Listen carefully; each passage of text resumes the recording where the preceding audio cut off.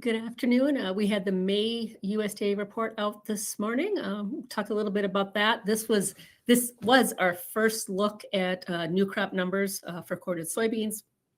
So we're talking about that, but USDA is still talking old crop. They did update those numbers. Randy, anything you want to point out here on the old crop? There really wasn't much of a change. I mean, they kind of what was disappointing is they didn't increase wheat exports as much as what they probably should have. They only increased it by 10 million bushels, but they're taking a go slow process there and waiting. We're almost done with the marketing year, but exports have been good. They didn't change anything, I believe, in the demand numbers as far as corn was concerned. I think it was adjusted for food demand, made a little bit of a cut. Nothing is ethanol, nothing for feed.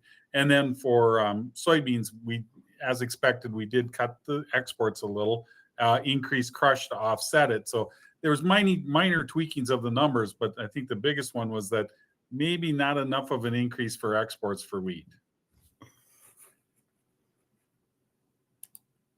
So moving on to the new crop. This is where we were for corn and soybeans. What'd you see here? For the most part, production came in pretty close to expectations for the corn side. I mean, 61 million bushels off of expectations, but it was in the line. Yields came in as expected. For soybeans, kind of the same thing. We came in 10 million less than anticipated. Quite a bit of change from last year for both of them because of the acres that were projected to plant. But overall, production came in line with expectations. Looking at the winter wheat production numbers, a lot of red on the screen here. We all knew they were going to cut these because of the crop progress reports and everything else. Were you surprised how much they cut wheat production? Yes. I mean, if they're making this big of a cut this early, as in the first look, as you mentioned, that means that there's going to be further cuts coming later down the road. So this was impressive to see them come in and make such a slash to the winter wheat production numbers.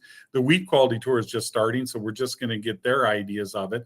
So for USDA to do this, it was pretty big. Now, all wheat, cut by that 174 million less than expected. 424 below last year. It shows that we've got some issues out there as far as the wheat market is concerned. I believe it's a 25% reduction in all wheat. I think the hard red winter wheat took the biggest hit of it, down 36% over last year. And a lot of that is due to, of course, the drought that we're seeing in the Southern Plains.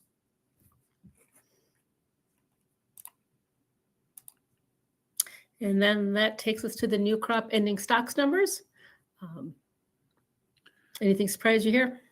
Again, corn and soybeans. Well, soybeans was actually friendly because they came in, less than expected and less than the previous year. So stocks there are fairly tight. You get to 310. If we see any kind of a hiccup in production, that certainly could cause a pretty good push as far as the soybean market is concerned. Wheat coming in at below 800, at 762, a big cut from what was anticipated. That's already tight numbers. So now if we see that trimmed any further, or we see spring wheat production trimmed a little bit, that certainly is going to cause wheat to be a little bit of a friendly number as well.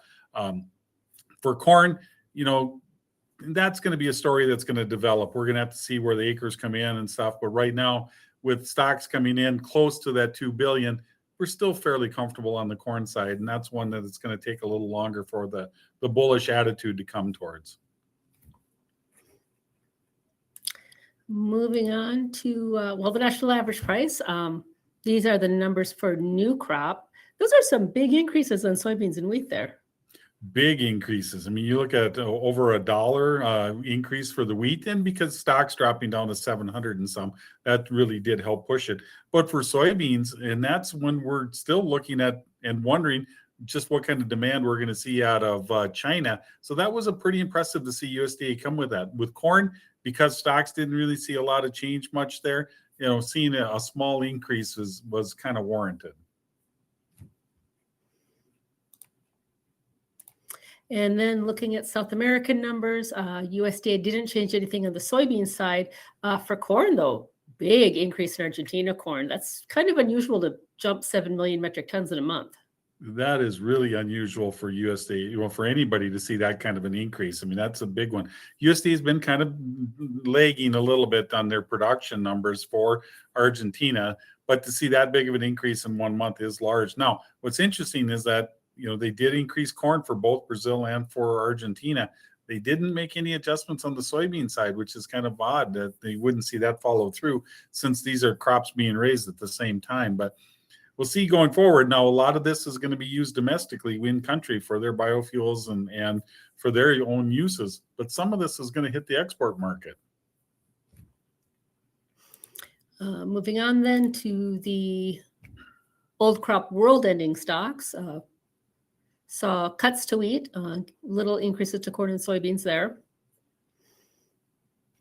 The wheat numbers surprised me that we saw that because, we saw all, for old crop, every major exporting country increased production. We did see a little bit stronger demand, but to see the stocks go down that much tells us that, one, demand has been a little better than anticipated, or yields didn't come in as strong as we thought they were going to. And then for new crop world numbers, corn's the one here, huge cut to corn ending stocks. That was an impressive number to see that. Now, that shows how strong the demand is going to be for next year. And that is kind of, I think, the big thing that we're looking at for corn. So those numbers, that's huge cuts. And even looking at the wheat, those numbers are pretty big. When you look at it as far as production is concerned for wheat, every major exporting country that increased production in 25 is decreasing production for 26. A lot of them doing that because of course, the cost of fertilizer and the cost of inputs. And I think that also is what's causing corn to see a little bit of a downturn in stocks as well. That's what we've got in this report. What are we looking at going forward now that this report's out of the way? Well, the big thing we'll watch now the rest of this week is going to be, of course, what results we get out of the wheat quality tour for Kansas. We also have the potential to see demand for corn increase because of bill for going in front of Congress to make E15 year round. And then the last one is what kind of deal can we get out of China? That's somewhat, of course, taking place at the end of the week. Those are the big things that are happening the rest of this week. And then we are hearing too that maybe there may be an ag package with China that's not just soybeans. We'll have other crops in the mix on that. Good point. Yeah, right now they're looking at corn, sorghum, DDGs, and soybeans as all being part of ag package to try to get China to be more interested in other products than just soybeans.